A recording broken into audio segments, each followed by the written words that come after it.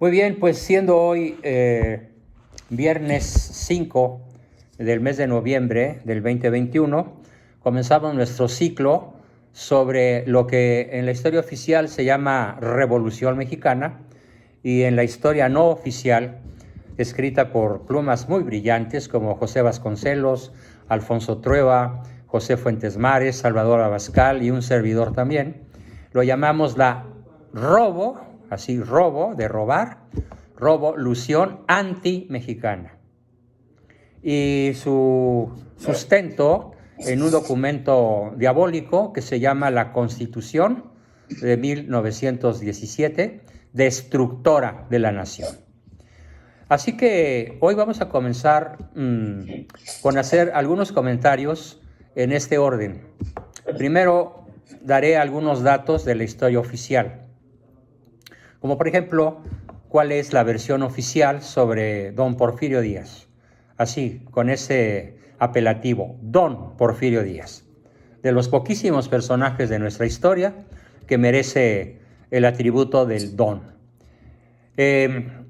Entonces, comenzando con don Porfirio Díaz, muchos hombres y mujeres, dice la historia oficial, cada vez que sea la historia oficial lo voy a remarcar para que no me crean, por favor, no le crean a la historia oficial. El párrafo con el que se inicia la historia oficial desde segundo, tercero de primaria hasta grados de posgrado en la UNAM y en otros colegios, incluso profesionales, es así. Muchos hombres y mujeres actuaron a favor de la Revolución Mexicana, pero este conflicto armado tuvo personajes decisivos que determinaron tanto su rumbo como su desenlace. Conozcamos en este artículo cuáles fueron los principales personajes de la Revolución Mexicana. El artículo oficial comienza con Porfirio Díaz sin el don. Porfirio Díaz fue presidente de México desde 1876, gobernando al país por más de 30 años. Fue su intención de continuar como mandatario nacional de manera indefinida, lo que provocó el inicio de la revolución. Falso de toda falsedad. ¿Cuál es la verdad? ¿Por qué se inicia la revolución antimexicana? Porque los Estados Unidos, gobernados desde su fundación exclusivamente por personajes masónicos del más alto nivel, no hay presidente norteamericano, salvo Kennedy y seguramente Donald Trump, que no hayan sido masones. Todos los demás, incluyendo el actual, del más alto nivel masónico.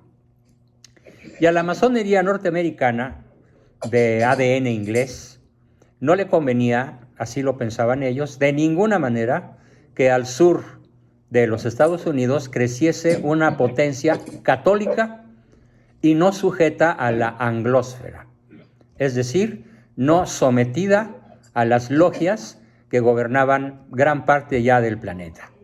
Por lo tanto, en el Congreso norteamericano, pero no en el Congreso oficial, en ese que se reúne a la vista de la nación y que ahora pasan las sesiones en todos los lugares de la tierra en donde hay congresos, no, sino en los congresos masónicos, en las tenidas masónicas, se decretó no solo la caída de Porfirio Díaz, sino la extinción de México como una nación independiente respecto de los Estados Unidos y como una nación que tenía que pagar tributo en todos sentidos, en sentido económico, en sentido religioso, en sentido político, en sentido tecnológico, social, en seguridad. No hay rubro en donde los masones norteamericanos no hayan pensado que México tenía que ser sometido al dominio absoluto de una de las peores tiranías que se conoce en la historia y que se conoce con el nombre de la anglósfera,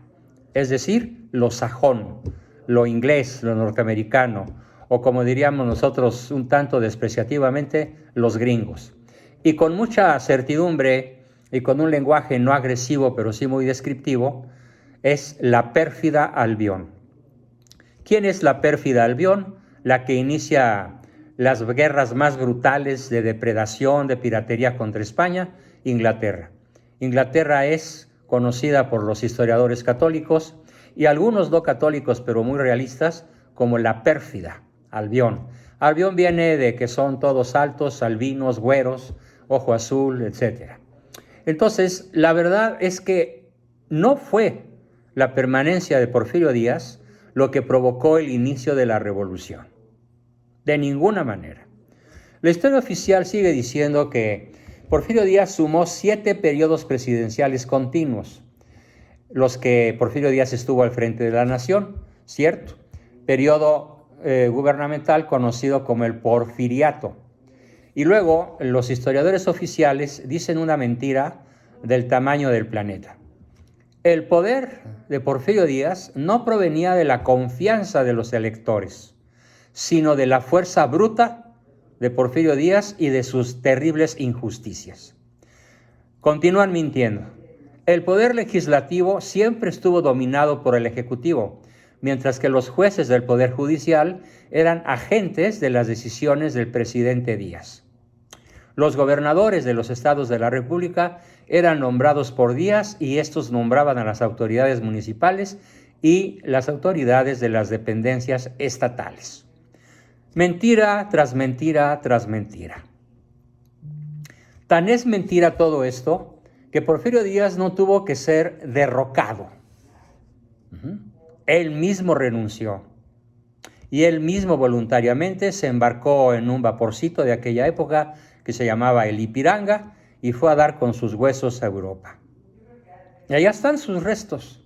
Y por supuesto que la revolución de ninguna manera va a permitir el regreso de los restos de Porfirio Díaz.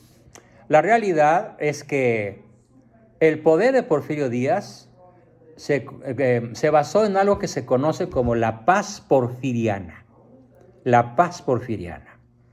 Porfirio Díaz hizo multitud de cosas, pero entre otras, fíjense qué cosa más interesante.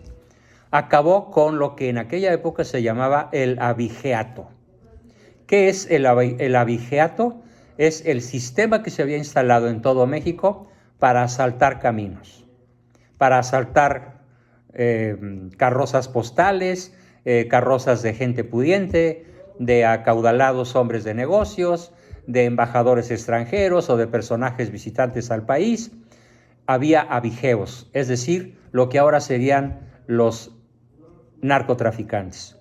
Si hacemos un paralelismo, si hoy el gobernante fuera Porfirio Díaz, ¿con qué habría terminado ya? Con el narcotráfico. Literalmente. Y no habría más que 1 o 2 muertos al día, y eso accidentales y no propiamente causados por este sangriento combate que se da entre los diversos cárteles que se disputan las rutas del reparto de la cocaína, la metanfetamina, el fentanilo, la marihuana y todas las drogas de diseño que circulan impunemente por este país para ir a dar a la Unión Americana y mantener contentos a sus 40 millones de adictos y alrededor de 60 millones de consumidores no habituales, pero sí ocasionales. Así que, volviendo al punto entonces, es absolutamente falso que el pueblo mexicano se haya levantado en armas contra Porfirio Díaz. El pueblo mexicano disfrutaba de la paz. Por eso se le llamó la paz porfiriana, porque los caminos eran tremendamente seguros. Por ejemplo, antes del gobierno de Porfirio Díaz, había una pandilla famosísima sobre la cual se hicieron varias novelas y hasta películas, que se llamó Los Bandidos de Río Frío. Los que han ido por carretera a Puebla, viajando de la Ciudad de México o viceversa, conocen un páramo, un llano muy grande, siempre verde, muy arbolado, que se conoce con el nombre de Río Frío.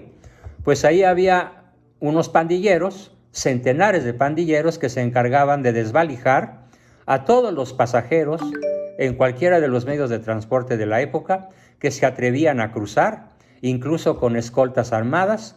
Los bandidos de Río Frío eran más poderosos, más eficaces, más feroces que cualquier defensa que el ciudadano pudiera tener. Así que una de las cosas más notables de don Porfirio fue que logró la paz en México. en sus 30 y tantos periodos de gobernante, logró la paz porfiriana. Y desde entonces no la ha habido. En muchas formas, esa paz quedó terminada el 20 de noviembre de 1910. Hay en la actualidad, y desde que terminó la Segunda Guerra Cristera o la Tercera Guerra Cristera con Lázaro Cárdenas, desde 1936, una cierta paz. Pero como dicen los historiadores entendidos, es la paz de la ignorancia, del que no sabe que no sabe, es la paz de los bandidos de cuello blanco, es la paz que da la pobreza, es la paz que da la inanición intelectual, civil, política, etcétera, del 80% de los habitantes de este país. Volviendo entonces a Porfirio Díaz, otra de las cosas que él logró hacer fue la plena europeización de México. Construyó el Palacio de Bellas Artes, inauguró la Universidad Nacional de México, de la cual después, en la época de Álvaro Obregón, por un breve periodo, sería el rector don José Vasconcelos, uno de los revolucionarios que al principio lo fue y muy pronto quedó arrepentido, por razones que en su momento comentaremos en este ciclo dedicado a la revolución. Porfirio Díaz no solo hizo lo que acabo de decir, sino que además construyó la red de carreteras nacionales que todavía funciona. ¿Quién hizo la carretera panamericana? Que venía desde la frontera de Guatemala hasta Laredo, Texas. Bueno, Porfirio Díaz. ¿Quién construyó la carretera México-Querétaro? La carretera México-San Luis, la carretera México-Guadalajara, la carretera México-Veracruz, México-Acapulco y otras muchísimas. Porfirio Díaz. Claro, eran carreteras estrechas de 2 carriles que posteriormente, con el obligado progreso material, imposible de sustraerse, incluso por mandatos de otras naciones o de la banca mundial, pues actualmente son formidables autopistas, si bien siempre, a diferencia de Europa, las nuestras llenas de baches, hasta las recién inauguradas. Imposible encontrar un tramo de más de 5 kilómetros sin un terrible, pésimo asfalto, aun en las mejores autopistas como sería la de México-Querétaro. Bueno, pues las carreteras las hizo Porfirio Díaz. Y otra cosa, los trenes, los ferrocarriles, los colocó, los inauguró, los trajo, los adecuó a la montaña mexicana, a la planicie mexicana, y los ferrocarriles nacionales fueron obra del porfiriato. No solo los principales puertos, Mazatlán, Acapulco, Manzanillo, Altamira, en Tamaulipas y otros muchos, fueron creación de Porfirio Díaz. Además, la educación en México alcanzó niveles académicos, aunque era una educación estatal. Porfirio Díaz hizo un poco de la vista gorda y muchos colegios católicos progresaron en aquella época. De hecho, mi madre, ella nace en 1926 y ella tuvo que estudiar en colegios católicos, pero a escondidas. Toda su primaria, toda su secundaria, ya no pudo hacer el bachillerato porque era imposible en aquella época, pero siempre a escondidas, porque si no tenía que haber ido a la escuela laica, masónica y materialista, que es la que hoy domina México. Entonces, es muy importante detenernos aquí un poquito en cómo Porfirio Díaz le permitió a la Iglesia tener sus propios colegios, tener sus propios centros educativos. Ahora, aparentemente se le concede a algunas órdenes religiosas, como los legionarios, los salesianos y algunas otras, tener sus propios colegios. ¿Pero qué creen? El catolicismo que se enseña en la inmensa mayoría de los colegios mal llamados católicos, es un catolicismo light. Es un catolicismo que hace muchas componendas con el mundo, que no es un catolicismo como el de la vieja escuela, el que todavía a mí de niño me tocó y que poco a poco ha venido desapareciendo, incluso en la inmensa mayoría de los colegios parroquiales de este país. Porque cuando menos no se ha hecho por parte de la Iglesia una guerra como debió haberse hecho contra el aborto, contra el matrimonio gay, contra todas las cosas que azotan y destruyen de la familia desde 1928 con el Pacto de los Generales. Tema que volveremos a dar porque es muy importante que los que no lo han conocido lo conozcan. Así que Porfirio Díaz en realidad es uno de los tres grandes satanizados por la revolución antimexicana. ¿Qué quiere decir satanizado? Bueno, pues la historia oficial lo considera un demonio, un Satanás, junto con Iturbide, nuestro padre de la patria, junto con don Miguel Miramón, el más joven y heroico presidente que haya tenido México, que casi logra evitar el triunfo de Benito Juárez, pero que, como ya lo he contado en alguna ocasión, recibió Juárez todo el apoyo de la Armada norteamericana para que los barquitos de Miramón fueran llevados, remolcados por los cañoneros blindados del tío Sam hasta Nueva Orleans, y así Benito Juárez salvó el pellejo. Así que los tres grandes satanizados, Iturbide, Miramón y Díaz, tienen que ocupar en el corazón de los mexicanos el justo lugar para poder conocer y comprender nuestra verdadera historia. Bueno, pues ese en términos muy generales fue Porfirio Díaz. Volveremos sobre él porque hay algunas anécdotas muy divertidas que van a pintar al personaje con mayor amplitud de lo que podamos hacer en esta breve introducción que estoy haciendo de los principales personajes de aquella tragedia que comienza el 20 de noviembre de 1910 y que este desgobierno masónico del bulto o del cacas o como le quieran llamar, está incrementando a paso agigantado día a día. Solamente diré una de las cosas que por fortuna, curiosamente ahora fueron los yanquis los que nos salvaron de la reforma eléctrica.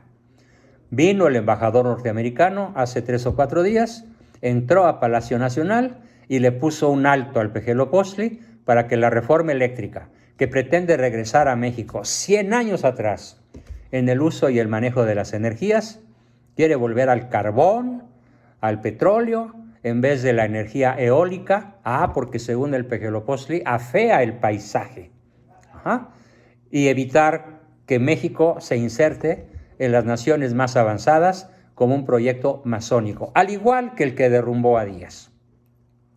Bueno, entonces otro personaje al que vamos a introducir y que es un falso héroe, absolutamente un falso héroe, es Francisco Indalecio Madero. Vamos a ver qué dice la historia oficial. La historia oficial dice que Francisco Madero fue exiliado porque Díaz lo consideraba un personaje peligroso. La inteligencia, los agentes de inteligencia de Porfirio Díaz sabían muy bien, y Porfirio Díaz también, pues que el plan de San Luis estaba siendo financiado por montañas de dólares. Exiliado, idea un programa de gobierno cuyo objetivo era exhortar al pueblo a levantarse en armas contra el porfiriato. Y eso sucedió el 20 de noviembre de 1910. Madero se presentó como candidato a las elecciones ese mismo año, 1910, con el partido antireeleccionista, para, por vía de las elecciones, intentar impedir un nuevo periodo presidencial de Porfirio Díaz. La historia oficial dice que su alzamiento fue el detonante del proceso revolucionario mexicano.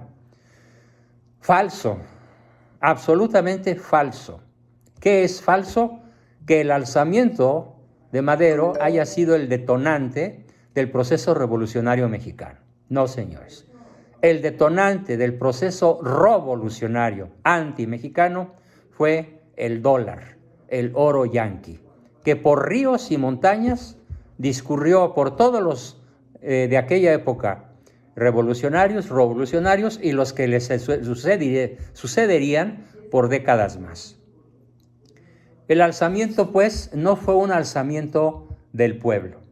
Fue una revolución promovida por las logias norteamericanas y esto quiero que les quede a todos perfectamente claro. Dice todavía más mentiras la historia oficial, que fue en el exilio donde Madero concluyó que solo la lucha popular alcanzaría los cambios que México anhelaba. Falso.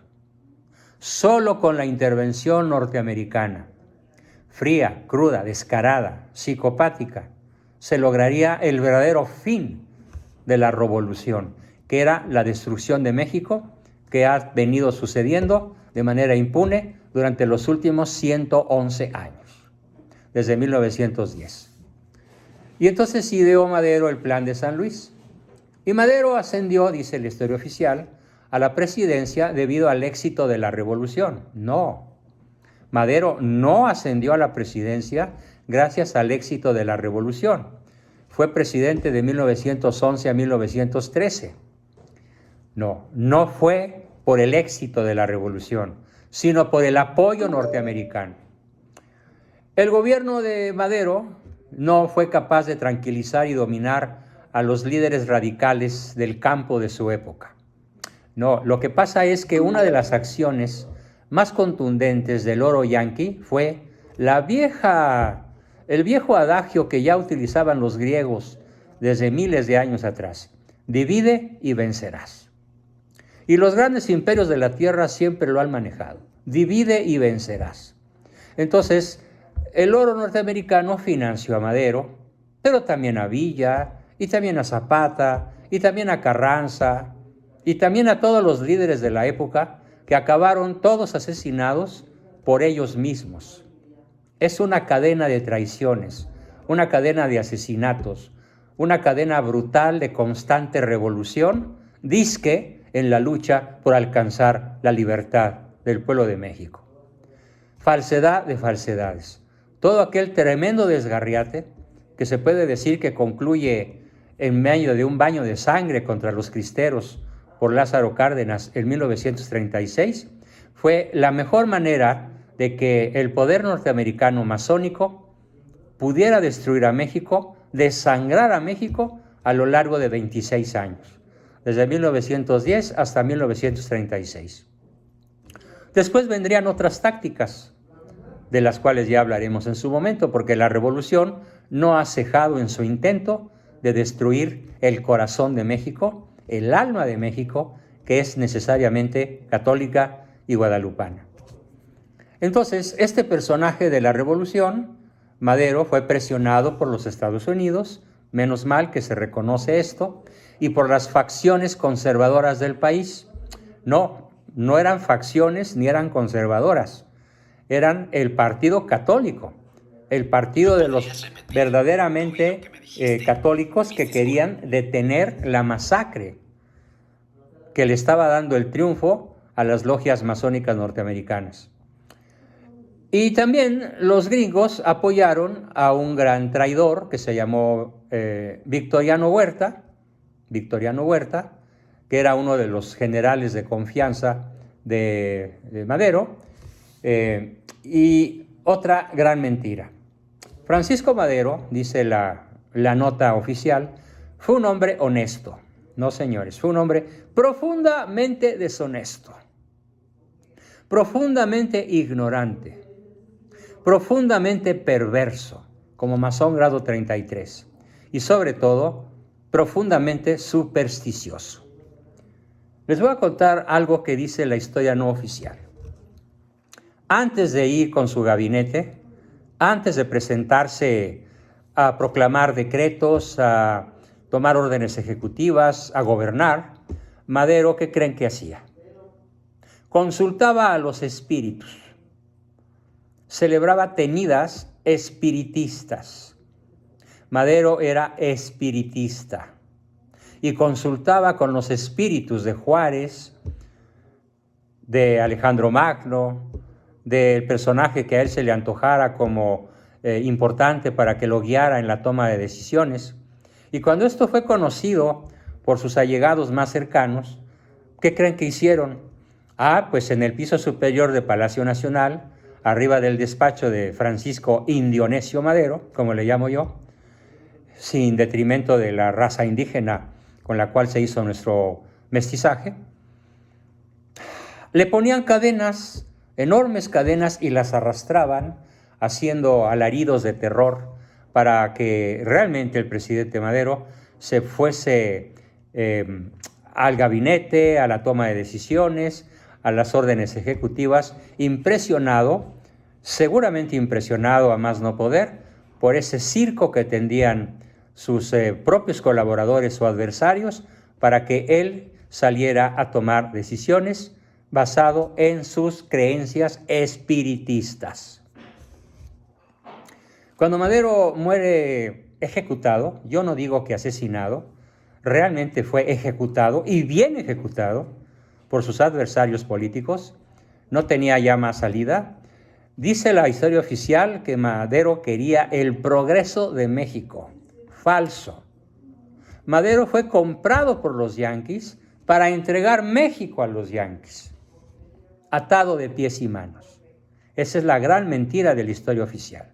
Y además quería la alternabilidad en el gobierno. No, él quería, si acaso él dejase de ser presidente, que estuviese colocado ahí en la presidencia un leal a él, a su persona. Pero los voraces personajes de su época, como Victoriano Huerta y otros muchos financiados por las logias norteamericanas, no lo dejaron cumplir, historia oficial, sus heroicos y libertarios objetivos. Mentira. A ver, quiero que en la mente de todos mis alumnos quede la triste verdad grabada a fuego. ¿Qué quería Madero? Entregar a las logias norteamericanas, atado de pies y manos, al país entero. Ese era el verdadero objetivo de Madero. Por fortuna, no lo pudo cumplir. Bien, hay otros personajes, como Victoriano Huerta, por ejemplo, al cual la historia oficial pone como lazo de cochino porque fue el ejecutor material de la muerte de Madero. Madero muere a manos de Victoriano Huerta, y Victoriano Huerta es considerado por muchos historiadores como el impulsor de la traición al presidente Madero, que además acabó con su vida. Sí, eso es verdad. Victoriano Huerta estuvo destacado en el Servicio de Cartografía Nacional por 8 años, y en los últimos tiempos del porfiriato pues se alió a las traiciones, fidelidades, enredos y acuerdos de los aspectos políticos del gobierno. Sí, Victoriano Huerta fue un intrigante. Y le decían muy feo, le decían el chacal. ¿Hasta qué grado se lo haya ganado? La verdad no interesa mucho. Lo que sí hizo este señor, un tanto siniestro, fue reprimir a los indígenas mayas de la península de Yucatán en 1903, no por órdenes de Porfirio Díaz, sino por órdenes del general que era el jefe de la defensa, un tal Ignacio Bravo. Tiempo después, este señor, Victoriano Huerta, hizo lo mismo con los indígenas yaquis en el estado de Sonora, y él, que era de raza indígena, nunca valoró su ascendencia indígena. Durante la presidencia de Madero, Victoriano Huerta combatió a los líderes agrarios Emiliano Zapata y Pascual Orozco. Pero, ojo, otra mentira. Emiliano Zapata y Pascual Orozco tienen de líderes agrarios lo que yo de físico nuclear o de matemático nanométrico o avanzado. Nada. Es absolutamente injusto llamarle a Pascual Orozco y Emiliano Zapata líderes agrarios. En su momento, todavía tenemos tiempo, voy a presentarles el perfil verdadero de Emiliano Zapata. Victoriano Huerta hoy ocupa un lugar satanizado, incluso entre los historiadores oficiales, pero fíjense qué cosa más curiosa, qué cosa más paradójica e injusta. Se acusa a Victoriano Huerta de haber reprimido a los mayas en Yucatán y a los yaquis en Sonora. Pero ¿qué quiere? Deben recordar todos que este mismo ataque, esta misma represión sanguinaria, inmisericordia, le realizó Benito Juárez. Pero entonces, ¿cuál es mi observación? Lo que en Victoriano Huerta es un pecado mortal, imperdonable por el narcosistema que está en este país desde 1910, en Benito Juárez ni siquiera se menciona. Cuando en realidad las víctimas de Juárez, solo en el pueblo de Bacum, Sonora, ascendió a más de 1,500 niños, mujeres y ancianos, y yaquis encerrados en una iglesia que él mandó bombardear. Así que si los historiadores oficiales critican a Victoriano Huerta por haber reprimido a yaquis y a mayas, tendrían que hacer exactamente lo mismo con Benito Juárez. Pero no. Como es el Santo Santorum, el santo de los santos de la jerarquía masónica de este país, ni siquiera se menciona en los textos oficiales los brutales crímenes de Juárez contra indígenas mexicanos. A ver, por ahí hay alguien hablando, le ruego apagar su micrófono.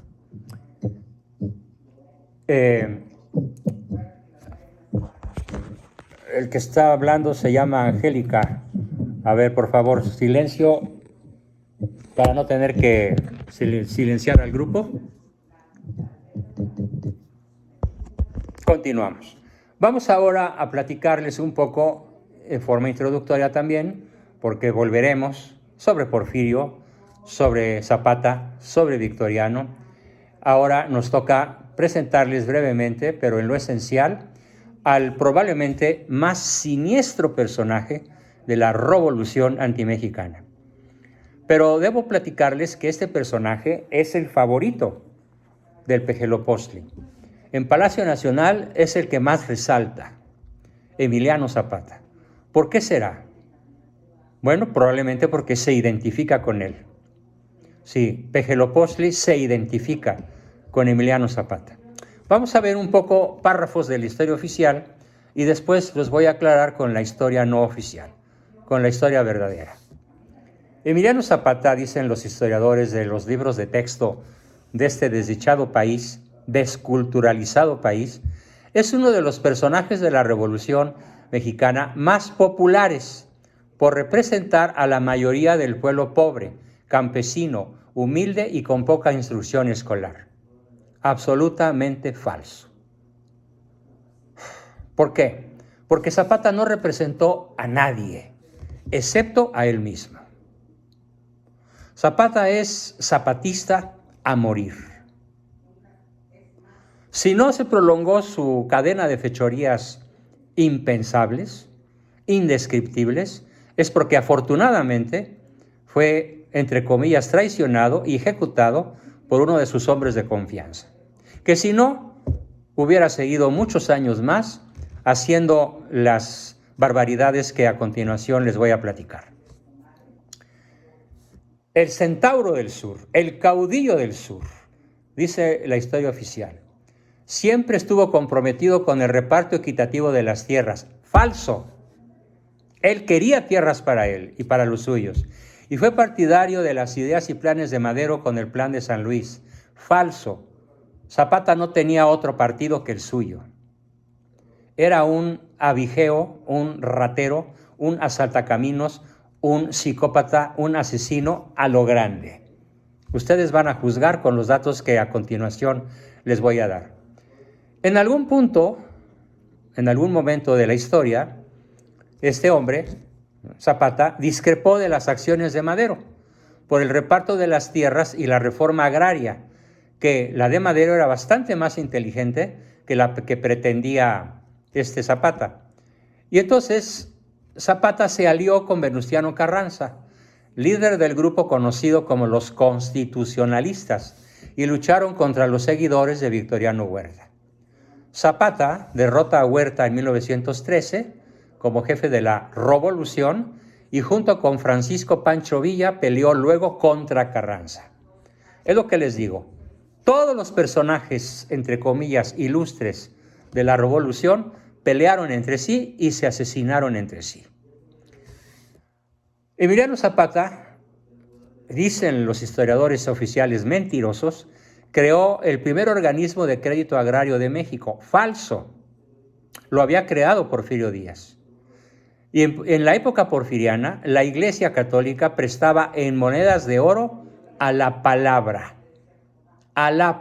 sin intereses. Los rancheros mexicanos de todo el país no conocían la pobreza, durante el periodo porfiriano. La Iglesia prestaba la cantidad de monedas de oro necesarias para las cosechas, y México llegó a ser considerado en la paz porfiriana el granero del mundo.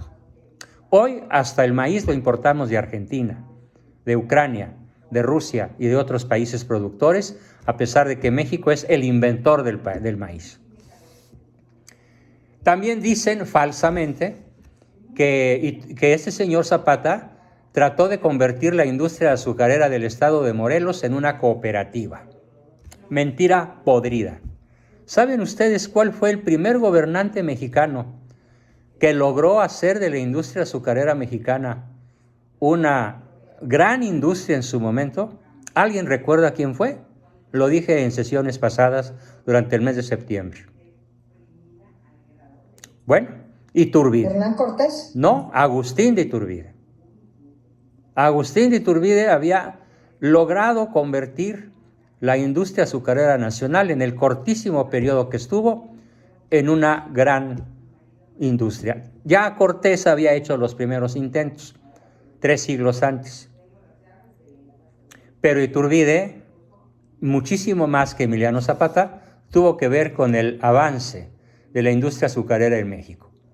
Fue traicionado este señor por Jesús Guajardo, que emboscado logró engañarlo en la hacienda de Chinameca en Morelos, aquí cerquita de donde ahora estoy, cerca de Jutepec, Morelos, y acabó con un verdadero monstruo que no merece el título del centauro ni del caudillo del sur. Les cuento, a reserva de profundizar en sesiones posteriores, qué era lo que Zapata aplaudía, qué era lo que Zapata hacía. Bueno, ya llegaron los zapatistas, escondan a sus muchachas, córranle. Los zapatistas eran algo así como el azote de Atila en la Europa de su época. Zapata volaba trenes con dinamita, volaba trenes, pero los trenes de pasajeros, donde había chicas de todas las edades, desde niñas de 4 o 5 años o hasta recién nacidas, jovencitas, mujeres casadas de edad adulta y desde luego pues algunas ancianas probablemente. Y la orden de Zapata era: viólenlas a todas. Lo primero que hacía era secuestrarlas. Se las llevaban, como decían ellos, pa'l monte. Se las llevaban al monte, las violaban después de secuestrarlas, pero he aquí una de las páginas más terroríficas de la historia universal. Zapata tenía un par de generales, uno de ellos que pasa a la historia de la manera más triste con la que un general del ejército mexicano puede pasar. Ese señor se llamaba Genovevo de la O. Sí, Genovevo de la O. Y Genovevo de la O tenía la inveterada y constante y sistemática costumbre, mientras estuvo vivo, de que después de secuestrar, violar y aterrorizar a las mujeres de todas las edades de los trenes volados por él y por los compañeros de Zapata y otros gavilleros que siempre iban con él, ¿qué creen que hacía?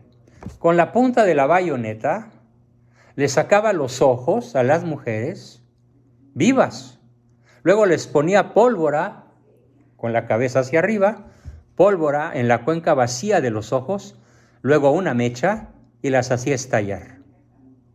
Y le daba el parte de guerra a Emiliano Zapata. Hoy volamos a 30 mujeres, hoy nada más a 5. Mañana tenemos pensado pescar a 100. Y lo único que hacía este chacal del sur, este falsamente llamado caudillo del sur, aplaudir y felicitar a Genovevo de la O por la hazaña de volar las cabezas de mujeres secuestradas, violadas y asesinadas de la manera más cruel posible, haciéndoles estallar la cuenca de los ojos convertidas en bombas de pólvora, con mecha y todo. Este es el personaje. Luciferino se quedaría corto. No sé cómo llamarlo, no sé qué adjetivo utilizar. Y es, desgraciadamente, el favorito de Manuel Andrés López Obrador. Es su ídolo, es su máximo, a la par que Juárez. No toca hoy hablar de Juárez, sino de este nefasto personaje, cuya biografía cortísima les estoy presentando de modo sucinto, a reserva de que en próximas sesiones lo veamos de manera más profunda, más amplia, cómo accionó a lo largo de los años en donde tuvo la mala suerte este país de que este monstruo estuviera vivo. El caudillo del sur, siguen diciendo las mentiras los historiadores de cuarto de primaria, siempre estuvo comprometido con el reparto equitativo de las tierras y fue partidario, bla, bla, bla. Zapata derrotó a Huerta, Emiliano Zapata creó, no, falso. Bueno, ya les presenté entonces a ese falso héroe, ese falso ídolo de la 4T, Emiliano Zapata, de manera introductoria, a reserva de que conozcamos cómo fue su niñez, su adolescencia, cómo fue su vida sexual, cómo fue su vida de asesino y que cómo se justifica que hoy la 4T lo tenga como un símbolo de lo que el malo quiere hacer de México. Un cementerio. Tenemos ahora a Francisco Pancho Villa, que de Centauro del Norte, o del Príncipe de los Dorados, o de héroe nacional, tiene absolutamente nada. Veamos algunos párrafos de la historia oficial. El verdadero nombre de Francisco Villa es Doroteo Arango, eso es cierto. Un hombre de perfil psicopático, digo yo, que cuando estalló el proceso revolucionario, estaba en las montañas de su tierra.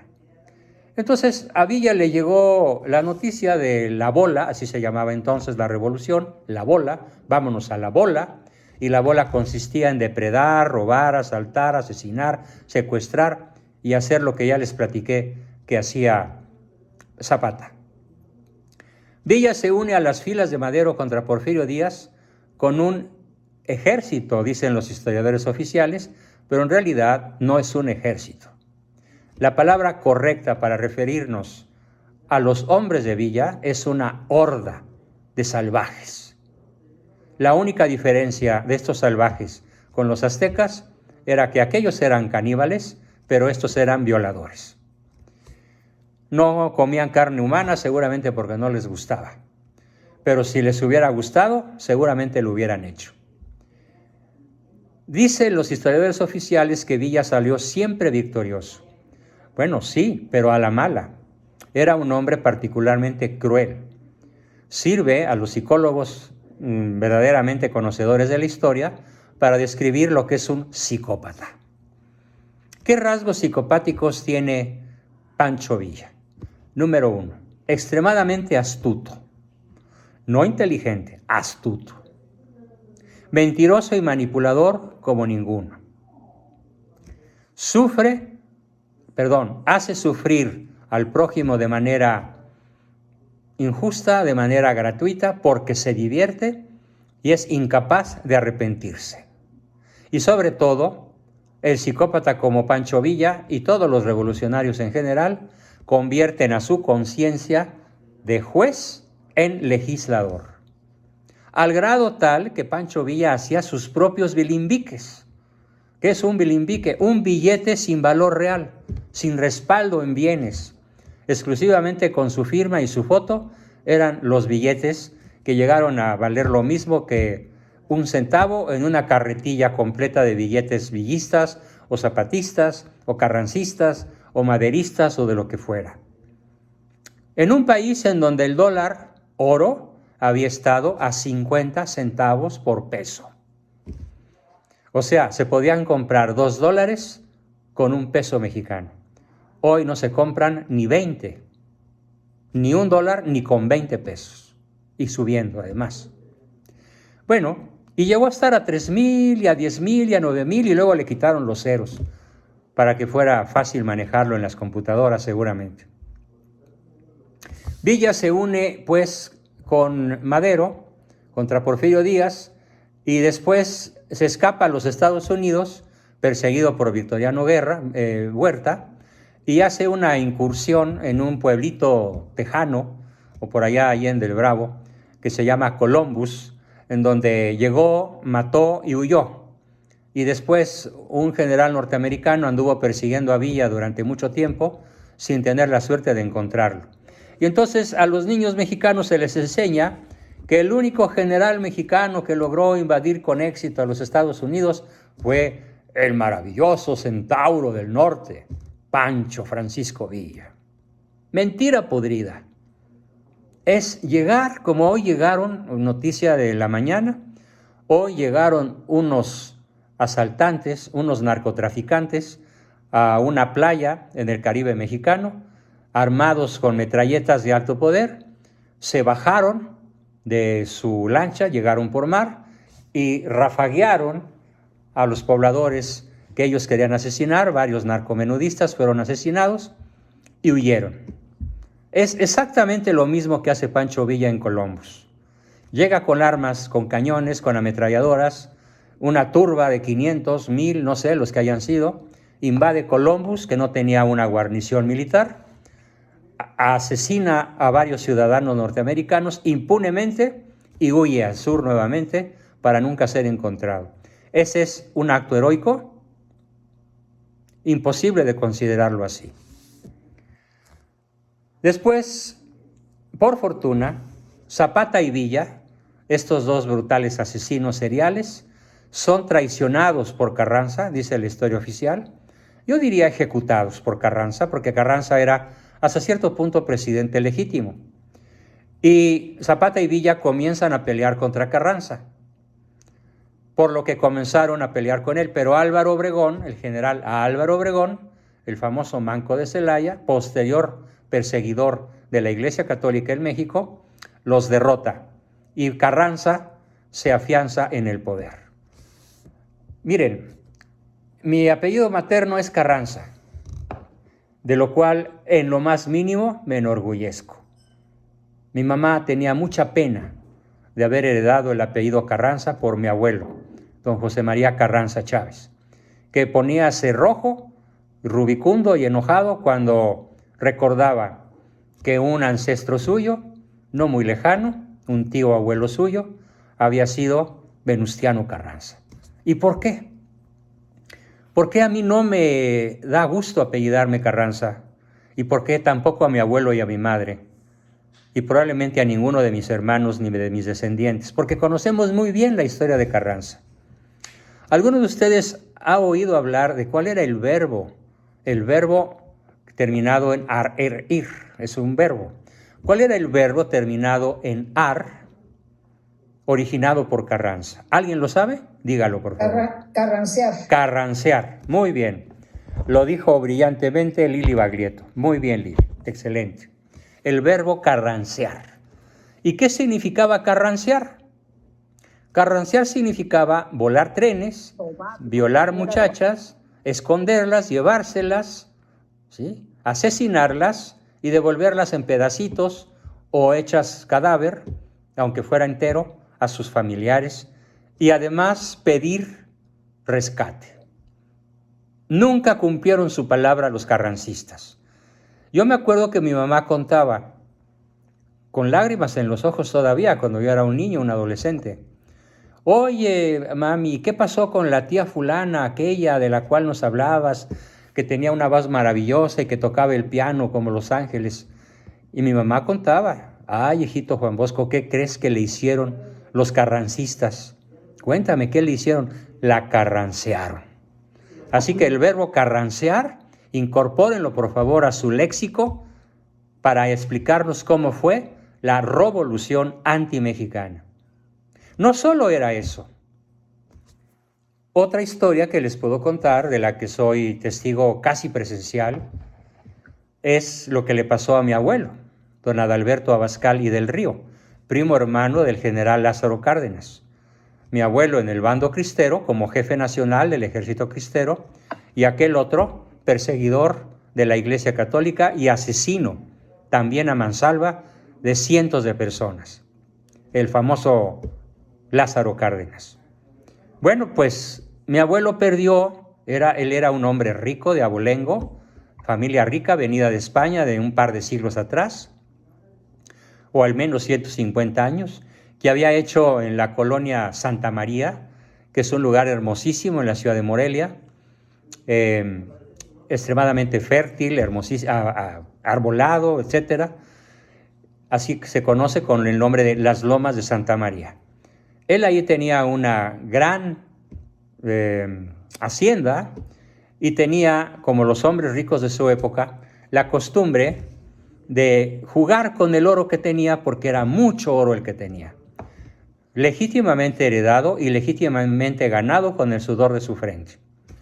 Además, él fue el papá de 12 hijos, ¿sí? 6 mujeres y 6 hombres. El cuarto de ellos, mi papá. Bueno, pues, ¿qué creen que hacía para, como él decía, utilizando un lenguaje un poco extraño, incluso para algunos de ustedes? Él cada 8 días se iba a la presa del Valle de Santiago, a unos kilómetros de Morelia, a jugar patitos.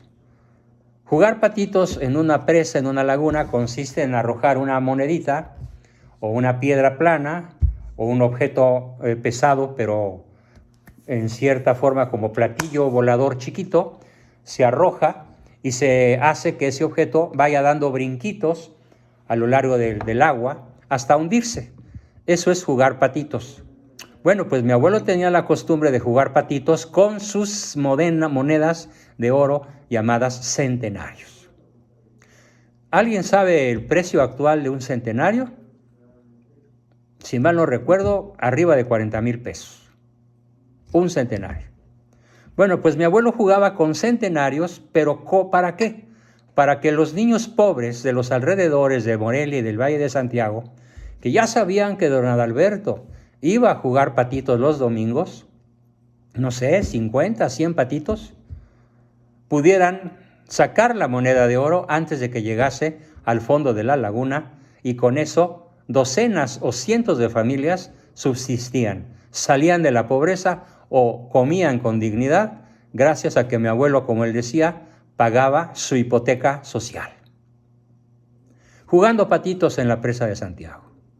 Yo he estado en ese lugar, justamente parado en el lugar donde mi papá me contó: mira, hijo, aquí se paraba tu abuelo, y desde aquí, de su talega de centenarios, sacaba las monedas y las arrojaba, para que los chamacos de la comarca tuvieran que comer dignamente.